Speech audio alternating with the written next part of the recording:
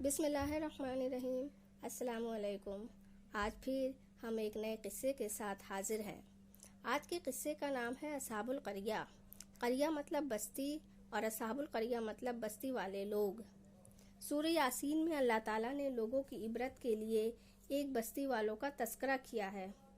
اللہ تعالیٰ سورہ یاسین کی آیت نمبر 13 میں فرماتے ہیں، اور آپ ان کے سامنے ایک مثال یعنی بستی والوں کا قصہ بیان کیجیے جبکہ اس بستی میں کئی رسول آئے۔ اکثر مفسرین کے قول کے مطابق یہ بستی انطاکیہ ہے۔ یہ ملک شام شمال میں ترکی کے قریب واقع ہے۔ اس بستی میں اللہ تعالیٰ کے رسول تشریف لائے، جیسا کہ سورہ یاسین آیت نمبر 14 میں ہے، جب ہم نے ان کے طرف 2 پیغمبر بھیجا تو انہوں نے ان کو جھٹلا دیا۔ ایک ہی وقت میں 2 نبی دونوں دعوت پیش کرتے ہیں، لیکن ہوا کیا؟ اللہ تعالیٰ آگے فرماتا ہے، پھر ہم نے تیسرے سے تقویت دی تو انہوں نے کہا کہ ہم تمہاری طرف پیغمبر ہو کر آئے ہیں۔ مطلب کہ بیک وقت 3 نبی انہیں اللہ کا پیغام سناتے رہے۔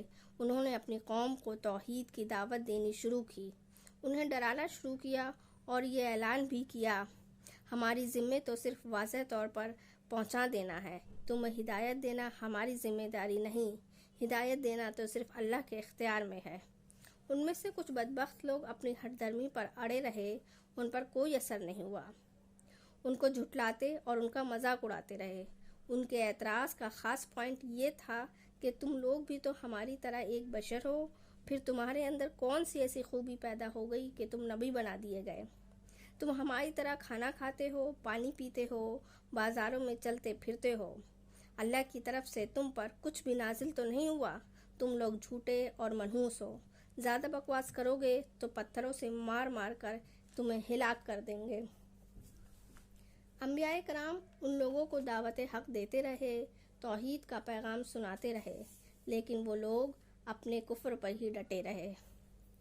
انبیاء نے جو انہیں جواب دیا وہ سورہ یاسین آیت نمبر 19 میں اس طرح ہے، ان رسولوں نے کہا، تمہاری نحوست تمہارے ساتھ ہی لگی ہوئی ہے، کیا اس کو نحوست سمجھتے ہو کہ تمہیں نصیحت کی جائے، بلکہ تم حد سے نکل جانے والے لوگ ہو۔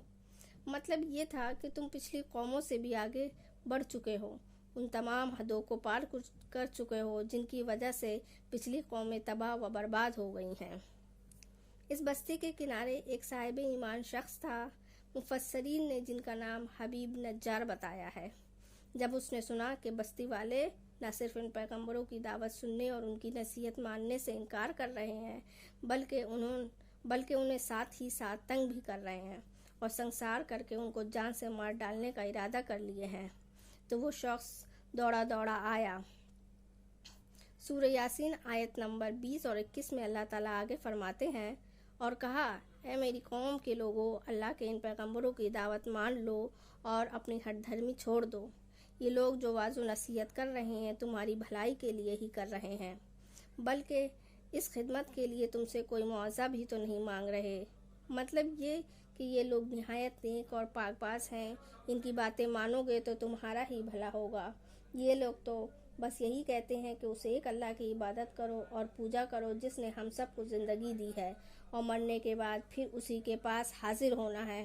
یہ لوگ تم سے اجرت بھی نہیں مانگتے۔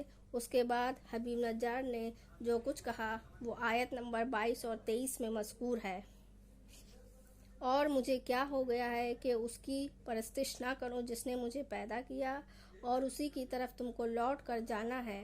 کیا میں ان کو چھوڑ کر اوروں کی معبود بناؤں؟ اگر خدا میرے حق میں نقصان کرنا چاہے تو ان کی سفارش مجھے کچھ بھی فائدہ نہ دے سکے اور نہ مجھ کو چھڑا ہی سکے۔ آگے آیت نمبر 24 اور 25 میں آیا ہے، تب تو میں صریح گمراہی میں مبتلا ہو گیا، میں تمہارے پروردگار پر ایمان لایا ہوں، سو میری بات سن رکھو۔ منحوس قوم کے بد کردار لوگ اس مرد مومن کی باتوں کو سن کر بہت زیادہ غصے میں آ گئے اور اس کو مار مار کر شہید کر ڈالا۔ سورہ یاسین آیت نمبر 26 میں ارشاد ہوا، جا جنت میں داخل ہو جا، یعنی اس مرد مومن کی شہادت کے بعد اللہ تعالیٰ نے اسے جنت الفردوس میں جگہ دے دی۔ آیت نمبر 26 اور 27 میں ہے کہ جنت میں داخل ہوتے ہی اس نے کہا، کاش میری قوم کے لوگ جانتے کہ اللہ نے میرے ایمان و عمل کا کتنا اچھا بدلہ دیا ہے، مجھ کو ان لوگوں میں شامل کر لیا ہے جن کو اس نے اعزاز و اکرام سے نوازا ہے۔ اب اس قوم کے بارے میں سنیے جس نے اس کو شہید کیا تھا۔ اللہ تعالیٰ سورہ یاسین آیت نمبر 28 اور 29 میں فرماتے ہیں، اور ہم نے اس کے بعد اس کی قوم پر کوئی لشکر نہیں اتارا اور نہ ہم اتارنے والے ہی تھے، وہ تو صرف ایک چنگھاڑ تھی، سو وہ اسی سے ناگہاں بجھ کر رہ گئے۔ یعنی اس حقیر قوم کے لیے ایسی کوئی ضرورت بھی نہیں تھی کہ لشکر سے ان کو ہلاک کرتے، بس حضرت جبریل علیہ السلام نے ایک زور کی چیخ ماری جس سے ان کے کلیجے پھٹ گئے، جسموں سے روحیں نکل گئیں، بے جان مردہ ہو کر گور و کفن لاشوں کے ڈھیر میں تبدیل ہو گئے۔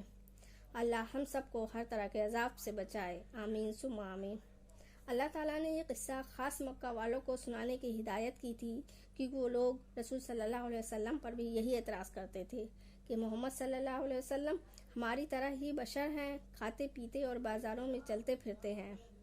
اللہ تعالیٰ آیت نمبر 30 میں فرماتے ہیں، ایسے بندوں پر افسوس، کبھی ہی کوئی رسول ان کے پاس نہ آیا جس کی ہنسی انہوں نے نہ اڑائی ہو۔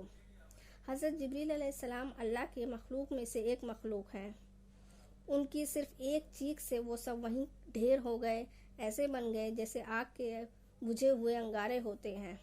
سبحان اللہ، پاک ہے وہ ذات جو زبردست قوتوں والی ہے، اور جس نے جبریل علیہ السلام کو پیدا کیا، اور جب جبریل علیہ السلام مخلوق ہیں اور مخلوق کی یہ طاقت ہے تو مالک کی طاقت کا اندازہ بھلا کون لگا سکتا ہے؟ اس کی طاقت کی کیا کوئی انتہا یا حد ہو سکتی ہے؟ یہ قصہ تھا اصحاب القریہ کا، جنہوں نے پیغمبروں کو جھٹلایا، اور یہ تھے چند واقعات ان نبیوں، ان قوموں کے اور ان کی بستیوں کے جو سیدنا ابراہیم علیہ السلام اور سیدنا شعیب علیہ السلام کے درمیانی زمانے میں ہوئے، جن کے واقعات اللہ نے ہمارے لیے قرآن کریم میں بیان فرمایا۔ انشاءاللہ اگلی ویڈیو میں قرآن سے ہی ایک نیا قصہ، ایک نیا واقعہ سنائیں گے۔ تب تک کے لیے اللہ حافظ۔